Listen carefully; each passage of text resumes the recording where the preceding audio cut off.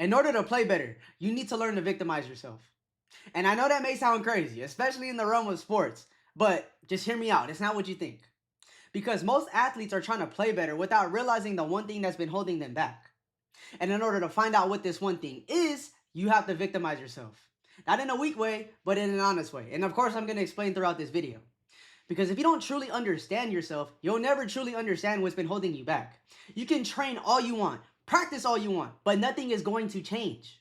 You'll keep reliving the same story, the same patterns, and the same outcomes, just in different ways. So in today's video, I'm going to show you what that one thing is, how to find it, and how to fix it. Alright, so first things first, I need you to understand what being a victim actually means, in my terms. Alright, what I actually mean by becoming a victim. Understand that all it means is that you need to become aware of yourself. Most athletes pride themselves on not being a victim, that they neglect their past that's been holding them back. So obviously by being a victim, it's not what you thought it was. It's not crying in the bathtub and feeling sorry for myself with the candles lit, complaining about everything, and no, that's not what I meant. All I meant by becoming a victim is becoming aware of yourself. And more specifically, becoming aware of how you think, act, and feel. Alright, because how you think, act, and feel essentially shapes your whole identity. It is your identity. And that essentially dictates how you play. It's really important to your performance. And that's something we're going to talk about later on in this video. Alright, so I need you to keep that in mind for now. But most athletes pride themselves on not becoming a victim. Okay? And in doing so, you essentially neglect your past, whatever has happened to you, and you don't acknowledge it. But what you don't realize is your past circumstances shaped who you are now. And if you don't understand your past, you won't be able to change your future. You won't be able to change yourself change your game if you can't change yourself. And that firstly starts with becoming aware of yourself by becoming a victim. You have to learn to victimize yourself and really sit down and become aware of not only, like I said, how you think, act, and feel, but understand why you think, act, and feel the way that you do. So what I need you to do is put your pride to the side. All right, instead of saying like, oh, that didn't happen to me, like, oh, I'm over that. No, I need you to sit down with yourself and really correlate your past to the present. Understand why you think, act, and feel the way that you do. Okay? Because your thoughts, actions, and feelings doesn't just come out of fucking thin air. Okay? It comes from somewhere. It comes from some type of memory. Alright? Hint, hint. Okay? And I used to do this too. I'm not gonna lie. I used to pride myself on not being a victim, on not letting my circumstances define me. But little do you know, your circumstances do define you. Okay? Because before, like for me, for example, I had a bad relationship with money in the past. Okay? And I didn't really learn why this was or how it worked until I really sat down and victimized myself, like I want you guys to do. So let's take a trip down memory lane. So in my past, I wasn't dirt poor. Like I didn't grow up on the street or nothing. Like my necessities were met. I grew up like lower middle class, but everything was check to check, bill to bill. And I would essentially always see my parents just stressing over money. Like, how am I going to pay this bill? Like, oh, this is my last dollar to do this. Like, how am I? And just like anybody else, or just like you guys, I didn't want to make that my I didn't want to victimize myself over that. Oh my God, I can't talk. I didn't want to victimize myself over those circumstances. So just naturally, I grew up thinking, acting, and feeling in a bad way towards money. And it wasn't until I really sat down and victimized myself and really looked back in my past on why I think, act, and feel the way I do towards money. So, for example, I thought money just wasn't abundant. Like I thought, you really have to hold on to every penny, so I'll just be stingy with it. You know, I really didn't feel the need to give it or give money away or buy people shit because like, oh fuck, how am I gonna get this dollar back? How am I gonna do? And I would just feel like, oh, money is so scarce. Money is so scarce. Like, how does people get a bunch of money? Right? And I didn't understand why I thought, acted, and felt that way until I learned to sit down and victimize myself and really look back into my past circumstances. Because those past circumstances around money shaped who I was at that particular time. Like, I fixed it now. Like, I definitely, I'll give a little penny here and there, but it's not what it was in the past. I was a stingy ass. All right, but that's fixed now. So that's what I want you guys to do. I want you to sit down with yourself, victimize yourself, and really understand and become or reach a high level of awareness with yourself, more specifically in why you think, act, and feel the way you do. All right, because there's one particular thing in your past that's shaping who you are, or oh my god, damn, that's two. That's two already. I'm keeping count. Shaping how you play now. All right, and I'm gonna talk about what that one thing is. So one thing is controlling your entire game. A key memory has been playing in the back of your mind that has been dictating your performance, whether you're aware of it or not, and it has shaped your identity. So this is that one thing that's been holding you back. There's one key memory, one core memory that essentially has been controlling your whole performance, dictating your whole performance because it shaped your identity. One memory has shaped who you are now, how you think, act, and how you feel. Because like I said earlier, thoughts, actions, and feelings don't just grow out of fucking thin air. It more specifically grows out of an experience that you've had. Like for example, no, we're gonna use myself for an example again. Let's take it back down memory lane one more time. And this is important because it essentially shaped how I played. This moment shaped how I played for the next coming years. And honestly, I never fixed it and I never knew that's what it was causing until I got older, until I started to study the information that I'm giving you guys now. I wish I had this information that I'm teaching you guys now, which is honestly one of the main reasons why I'm doing this. So I can help athletes with the same problem that I had. All right, but that's not the point. Let's not get all sentimental. The point is, all right, story time. So it's eighth grade, right? Eighth grade championship football game right before I go to high school. Okay, and I played DB. I played corner, which is the second most mentally taxing position on the field besides quarterback. And I was guarding their best receiver all game. I was getting mine. He was getting his a little bit. I'm not gonna lie. And the score was 24-21. I'm not sure of the exact score, but all I know it was a one possession game and they had to score.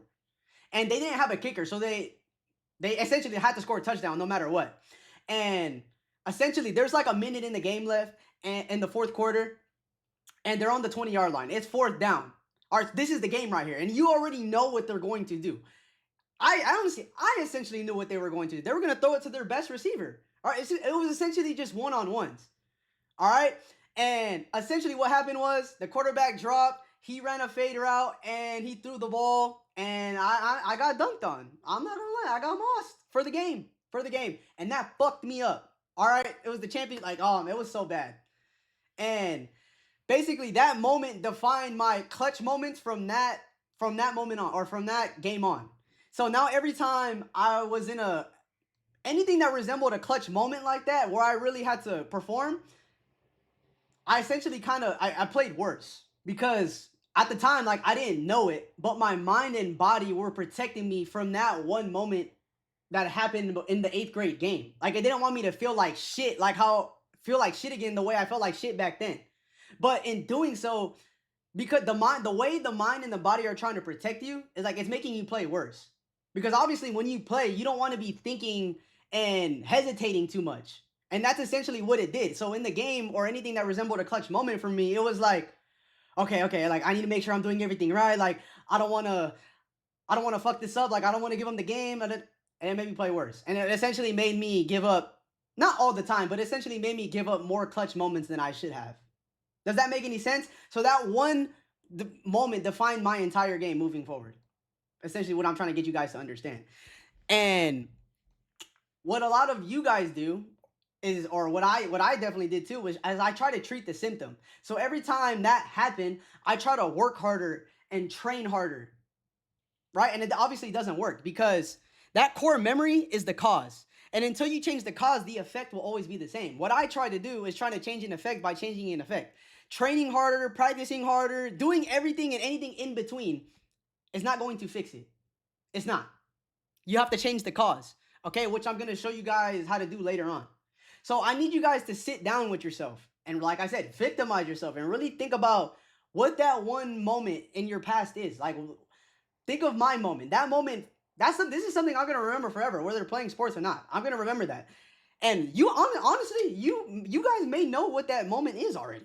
Maybe it's you fumbling a ball. Maybe it's you, I don't know. We'll figure. I'm gonna help you guys find it. And what I need you guys to realize is too, like, remember I talked about identity earlier, is that this core memory shaped your identity. It shaped how you think, act, and feel. Because like I said, thoughts, actions, and feelings don't just grow out of fucking thin air. All right, it comes from this core memory. So back to my example. So anytime I'm in a clutch moment, I think like, oh fuck, like how am I gonna How am I gonna do? Like, I hope I play good. I hope I clutch this up. I hope I don't fuck it up. And then my actions were hesitating and like freezing up. And then my feelings were just fear and just plain scared. All right. And that all came from this right here, this core memory. All right. I can give you guys a better visual example. So, this core memory, this 8th grade game essentially represents the seed or the roots of the tree. Okay.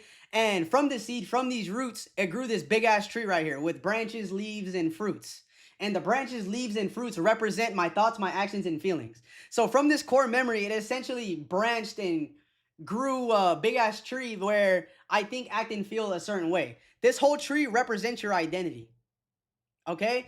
And you can chop all the leaves off, you can cut the fucking branches, but until you treat the root, until you get rid of the seed, all the branches and the leaves and everything are gonna grow back and it's gonna be the same.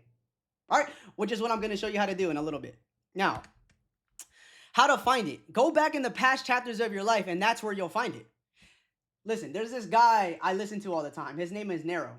All right, and he has this quote of, the best book you can read is the past chapters of your life. I'm gonna say that again. The best book you can read is the past chapters of your life.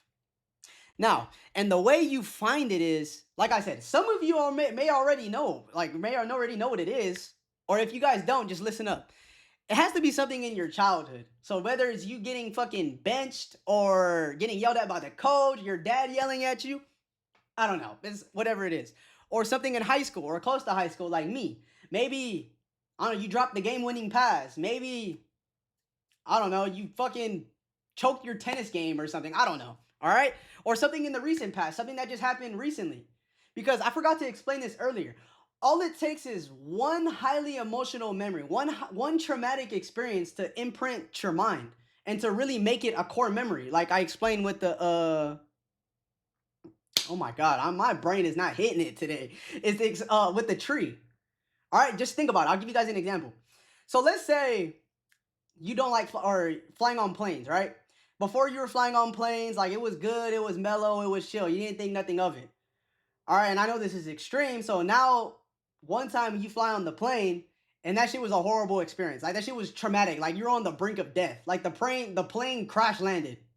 All right, so that one highly emotional memory, that one traumatic experience, essentially grew a new seed in your mind and grew a new tree.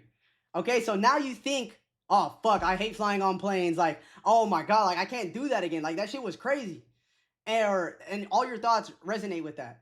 And your actions are not getting on the fucking plane. And then feeling is scared or fear of getting on a plane. You get what I'm saying? So it could also be something in your recent past. Whether it was a couple of days ago, a couple of weeks ago, a couple of months ago, and honestly, it doesn't matter. Something in your recent past.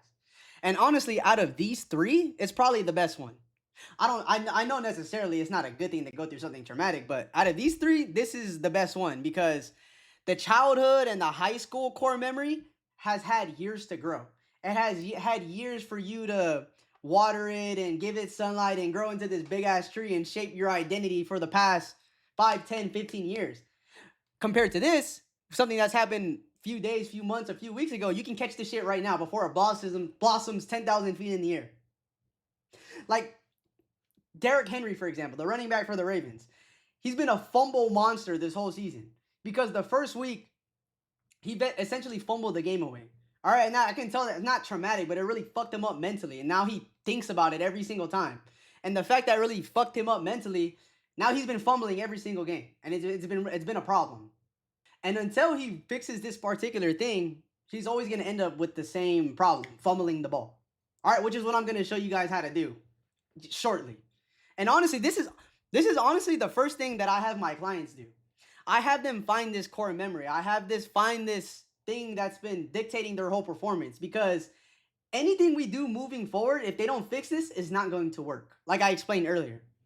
And if you're interested in working with me one-on-one personally, then click the link in the description below. I would love to help you. So, what you've been waiting for, how to fix it. So, obviously, the first step is identifying the memory, which I've already showed you how to do, how to find it and how it affects you. Now I need you to create a new identity. Who do you want to be? Ask yourself, how do you want to think? How do you want to act? And how do you want to feel? And write that down because essentially, like I said, this old memory essentially created an identity that you didn't want. You think, act, and feel in a way you don't want to. So I need you to create a new one. Who do you want to be? And just like how you can override old files with new files on your PC, you can override an old identity with a new identity in real life. It's always possible. All right. And honestly, I already have a 30-minute video on my channel on how to fix this and creating a new identity on that. I go super deep in it. Pause. All right. So I'm going to keep it very vague, keep it very brief here. All right. So after this video, go watch that video. Now, after you create the new identity of who you want to be, all right, you wrote down now that you think or how you want to think, act, and feel. Now I need you to mentally rehearse and visualize this identity every single day because your mind doesn't know the difference between what's real and what's not. So we're going to use this to our advantage. So I need you to come up with a scene and visualize this scene that essentially represents your new identity. And it's essentially going to be the opposite of your core memory. Like for me, for example, I would visualize a scene of me getting that game-winning interception in that same situation instead of me getting dunked on. You guys following what I'm saying? And if I do that enough, if I visualize and mentally rehearse that enough, then I will perform from that instead of my core memory. Because like I explained earlier, all it takes is one highly emotional experience to imprint your mind. So if I can create enough emotional charge and then with enough repetition, then my mind will override that old memory with the new memory that I visualized in my mind. Because like I said, the mind doesn't know the difference between what's real and what's not. All right? But it's not over. Last step, I need you to live this identity every day. You have to build better mental habits. Because you can create this new identity and be this new identity for an hour, but if you're the old identity for the 23 hours of the day, nothing is going to change. You have to learn to catch yourself. So anytime you catch yourself thinking, acting, and feeling in the old ways, you got to snap and replace it with the new way. All right? So that's what I need you guys to do, and that's how you're going to fix it. All right? But it all starts with this core memory, this key memory. You can't change what you're not aware of. All right? You can't change yourself if you don't know yourself. So you have to literally sit down and victimize yourself. All right? So go watch my video on how to properly fix it. I know I went very vague here. I'll see you guys in the next one.